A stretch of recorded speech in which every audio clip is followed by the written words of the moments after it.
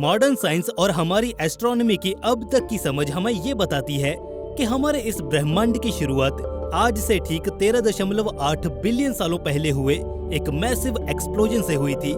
आज हम इसे बिग बैंग के नाम से जानते हैं। मगर क्या आपके जहन में ये सवाल नहीं आया कि आखिर बिग बैंग से पहले क्या था?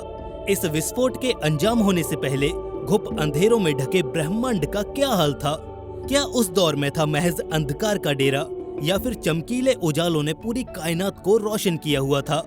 इस सवाल का जवाब दुनिया के सामने आया साल 1980 में, जब 3 थ्योरेटिकल एस्ट्रोफिजिसिस्ट एक मंच पर सामने आए। उन्होंने साथ मिलकर बिग बाउंस नाम की एक हाइपोथेसिस प्रेजेंट की, जिसका ये मानना था कि पूरा ब्रह्मांड एक्सपेंशन और कॉन्ट्रैक्शन के फिनोमिनन पर काम करता है। यानी कि एक निश्चित वक्त पर ये एक्सपैंड होना शुरू होता है और फिर एक्सपैंड होता ही चला जाता है जब तक कि ये अपने सैचुरेशन को अचीव ना कर ले। और जब ये फुल्ली एक्सपैंड हो जाता है तो ये प्रोसेस रिवर्स होकर उल्टी पड़ जाती है। जो यूनिवर्स अब तक एक्सपैंड हो रहा था वो उसका ठीक उल्टा कॉन्ट्रैक्ट होने लगता है, यानी कि सिकुड़ने लगता है। जिसका मतलब ये निकलता है कि आज जिस रूप में हम ब्रह्मांड को देख रहे हैं वो इसकी एकमात्र फॉर्म नहीं है, बल्कि इसके अलावा भी पास्ट में इसके कॉन्ट्रैक्शन और अगेन एक्सपेंशन एक्शन पर बेस्ड फॉर्म्स एग्जिस्ट करती रही होंगी। दैट मीन्स ये एक लूप में फंसा हुआ है जो बारंबार फैलता और सिकुड़ता रहता है और आफ्टर ऑल हमेशा के लिए अपना अस्तित्व यूं ही कायम रखता है। अब ये हाइपोथेसिस तो दुनिया के सामने आ चुकी थी, मगर अब भी बहुत से ऐसे सवाल थे जिनका जवाब इन 3 महान वैज्ञानिकों को देना था। जैसे कि फिलहाल ये तो एक्सपेंशन मोड में है, मगर जब ये अपने एक्सट्रीम पॉइंट्स को अचीव कर लेगा तो क्या ये दोबारा से कॉन्ट्रैक्ट होने लगेगा? और अगर वाकई ऐसा हुआ तो फिजिकल यूनिवर्स और टाइम जैसी एंटिटीज पर इसका क्या असर पड़ेगा?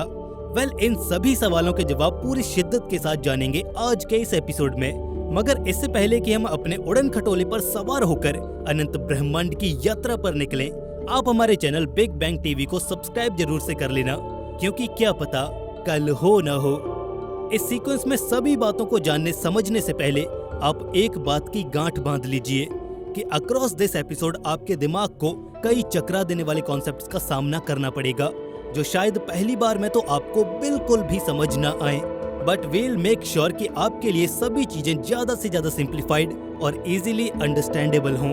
तो जैसा कि हमने आपको बताया कि इस पूरी कथा की शुरुआत साल 1980 में हुई थी, जब 3 अलग अलग देशों से आने वाले थ्योरेटिकल फिजिसिस्ट एकजुट हुए और उन्होंने कुछ बिल्कुल अजीब सा मगर बेहद इंटरेस्टिंग हाइपोथेसिस प्रेजेंट किया। अब वैसे तो इसमें ढेर सारे लूप होल्स और पिन पॉइंट्स हैं जहां इस पूरे कॉन्सेप्ट की मशीनरी बॉटल नेक कर सकती है, मगर फिर भी उनमें से सबसे अजीब बात है इस पूरे हाइपोथेसिस में एनर्जी एक्सचेंज का एक अनछुआ पहलू। जाहिर सी बात है, जब यूनिवर्स में इतनी उठापटक होगी तो उसमें से कहीं न कहीं हमारे थर्मोडायनेमिक्स के रूल्स तो ब्रेक होंगे ही। मगर जस्ट बिकॉज हम इस ब्रह्मांड को अब तक इतना अच्छे से नहीं समझ पाए हैं कि हम इसकी फिजिक्स के हर पहलू से अवगत हों, इसलिए एक नजर में ये गलती तो माफ की जा सकती है, मगर उसके बाद के बाकी शिकवे मानो इस परिकल्पना को आंखें दिखा रहे हों। बट ये बात तो 100 आने सच है कि इस हाइपोथेसिस का मतलब ही है वो मनगढ़ंत बातें जिनमें हमें अतीत के सबूतों के साथ विज्ञान का संगम मिलता है। ऐसे इस एडवेंचर के लिए थोड़ा बहुत कॉन्ट्रडिक्शन तो चलता है। तो खफा हो चुकी बातों को तो हमने साइडलाइन कर दिया, मगर इसके बारे में और बेहतर जानने से पहले आइए इस परिकल्पना के रचयिताओं से मुलाकात करते हैं। ये जनाब हैं विलियम डी सिटर, जो कि नेदरलैंड से आते हैं। ये एक मैथमेटिशियन, कॉस्मोलॉजिस्ट, थ्योरेटिकल फिजिसिस्ट और एस्ट्रोफिजिसिस्ट हैं। इनका नाम है कार्ल फ्रेडरिक फैरियर वॉन वाइजैकर, जो कि एक जर्मन फिजिसिस्ट हैं, जिन्होंने अपनी टीम के तीसरे मेंबर जॉर्ज गैमो, जो कि एक रशियन अमेरिकन पॉलीमैथ और कॉस्मोलॉजिस्ट के साथ मिलकर इस हाइपोथेसिस को गढ़ा था। इन तीनों वैज्ञानिकों की टीम ने ही मिड सेंचुरी में इस परिकल्पना की नींव रखी थी, जिसने इस दुनिया के सामने आने पर पूरे विज्ञान जगत में भूचाल ला दिया था। और ये कहना गलत नहीं होगा कि अब तक बिग बैंग थ्योरी को काउंटर करती हुई ये सबसे कारगर और मजबूत थ्योरी मालूम पड़ती है। आगे बढ़ने से पहले अगर एक बार क्विकली इस हाइपोथेसिस को रिकैप कर लें तो बिग बाउंस हाइपोथेसिस हमें ये बताती है कि हमारी ब्रह्मांड के जन्म को लेकर सर्वमान्य बिग बैंग थ्योरी वास्तव में एक अधूरा सच है। बेशक उस तरीके से ब्रह्मांड ने जन्म तो लिया है, मगर उससे पहले क्या था और वास्तव में इसके अंत के बाद क्या होगा, इन्हीं सवालों के जवाब हमें ये हाइपोथेसिस मुहैया कराती है। इसके अनुसार यूनिवर्स का लाइफ साइकिल एक लूप में काम करता है, जिसके तहत पहले संपूर्ण ब्रह्मांडीय पदार्थ यानी कि मैटर में एक भीषण विस्फोट से आंतरिक व बाहरी परिवर्तन आते हैं। वो चलायमान बन जाता है और खुले अंतरिक्ष में अरबों खरबों प्रकाश वर्ष का अपना सफर तय करता है। और इस दौरान न केवल बाहर से बल्कि भीतरी हिस्सों में भी बहुत से परिवर्तन होते हैं। कई तारे और आकाशगंगाएं जन्म लेती हैं, वक्त के साथ साथ आगे बढ़ते हुए फलती फूलती हैं और ऊर्जा का पिटारा खत्म हो जाने पर बेबस होकर सिमट जाती हैं।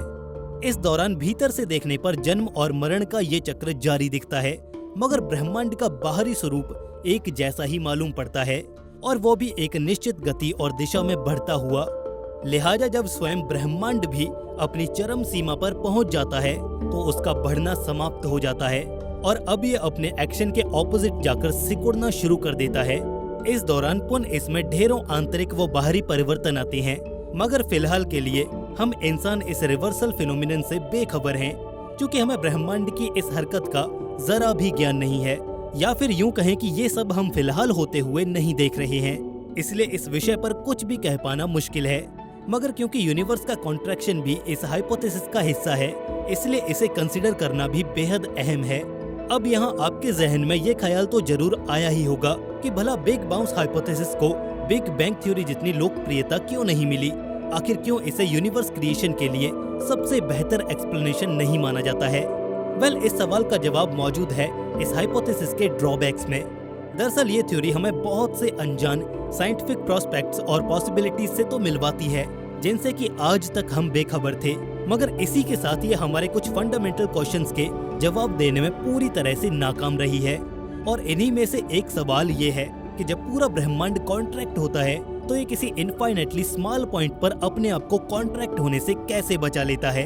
यह खुद की ही ग्रेविटी से कोलैप्स होकर खुद को क्यों तबाह नहीं कर लेता, या फिर भला क्यों ब्रह्मांड सिकुड़ते सिकुड़ते एक बिंदु जितने हिस्से तक नहीं आ पहुंचता। हालांकि शुरुआती कई सालों तक ये सवाल ज्यों के त्यों बने रहे, मगर रिसेंटली इन्हें एक्सप्लेन करते हुए दो रिसर्चर सामने आए हैं, जिन्होंने अपनी खोज में ये पाया कि ब्रह्मांड के अस्तित्व के पीछे बिग बाउंस का हाथ हो सकता है। मगर ये हमारी फिलहाल की समझ से कुछ अलग है। दरअसल इस रिसर्च का यह मानना है कि इस ब्रह्मांड का जन्म ना ही किसी विस्फोट से हुआ है जैसा कि बिग बैंग में बताया जाता है, और ना ही ये सब कुछ खत्म बिग क्रंच नाम के विस्फोट से होगा, बल्कि इस कायनात की तामीर के पीछे एक पूरी तरह से डिफरेंट और यूनिक फिजिक्स काम करती है। इस तबके के वैज्ञानिकों का ये मानना है कि जन्म के वक्त पूरे यूनिवर्स पर क्वांटम फिजिक्स के नियम राज किया करते थे। इन्हीं क्वांटम फिजिक्स के नियमों की बदौलत एटम्स के भीतर न्यूक्लियस के इर्द गिर्द चक्कर लगा रहे इलेक्ट्रॉन्स का अस्तित्व कायम रहा। कॉन्स्टेंटली रिवॉल्व करने के बावजूद भी उन्होंने एनर्जी रेडिएट नहीं की और ये सिस्टम कोलैप्स नहीं हुआ। आमतौर पर जब हम कॉस्मोलॉजी जैसे मैसिव टॉपिक्स पर बात करते हैं तो यहाँ बॉडीज को फिजिकल लॉज के इशारे पर नचाती हैं, मगर जब हमारा विजन बेहद मैग्नीफाई होकर सब एटॉमिक पार्टिकल्स के स्तर पर जा पहुँचता है तो वहाँ क्वांटम लॉज ही काम करते हैं। हालांकि इस नई रिसर्च ने ये रुख मोड़कर कन्फॉर्मल सिमेट्री के सिद्धांत की ओर कर दिया है, जिसका ये मानना है कि यूनिवर्स में मौजूद सभी चीजों पर एक ही तरह के लॉज अप्लाई होते हैं। अब चाहे वो चीजें कितने ही मैसिव स्केल पर आ जाएं, या फिर वो क्वांटम फैक्टर्स में ही एग्जिस्ट क्यों न करती हों, मगर उन पर लगने वाले नियमों का ब्यौरा एक सा ही होगा। इस रिसर्च ने हमें ये बताया कि यूनिवर्स के शुरुआती दिनों में जब यूनिवर्स का कॉन्ट्रैक्शन पीरियड खत्म होने को था, तभी क्वांटम मैकेनिक्स के नियम पावर में आ गए, जिन्होंने इस कॉन्ट्रैक्टिंग यूनिवर्स के हर एक एटम को कोलैप्स होने से बचा लिया। एज अ रिजल्ट ये हुआ कि हमारा पूरा ब्रह्मांड एक बिंदु पर सिमटने से बच गया, और साथ ही लूप दोबारा से एक्सपेंशन की ओर उलट गया। और शायद एक्सपेंशन के इसी फेज को हम फिलहाल एक्सपीरियंस कर रहे हैं, जिसे हमने अपनी आधी अधूरी समझ के साथ बिग बैंग का नाम दिया है। वैसे ये अभी के लिए बता पाना थोड़ा मुश्किल है कि ये खोट हमारी समझ का है या फिर थ्योरी का। हम केवल अगर इस मामले में कुछ कर सकते हैं तो वो है अपनी राय पेश करना, जिसके लिए आप भी कमेंट्स में इनवाइटेड हैं। तो आप भी कमेंट्स में अपनी राय जरूर पेश कीजिए। बाकी दोस्तों, अगर आपको आज की ये वीडियो अच्छी लगी तो इसे लाइक और दोस्तों में शेयर करना बिल्कुल भी ना भूलें। साथ ही अगर आप बिग बैंग टीवी पर नए हैं तो सब्सक्राइब करके बेल नोटिफिकेशन को इनेबल कर लें, ताकि आप आए दिन स्पेस और एस्ट्रोनॉमी के दफन राजों से रूबरू होते रहें। वेल दोस्तों, मिलते हैं ऐसी एक नई इन्फॉर्मेटिव वीडियो के साथ। तब तक के लिए याद रहे, हर धमाका विनाश नहीं लाता, कुछ रचनाएं भी करते हैं। This is big bang TV signing off.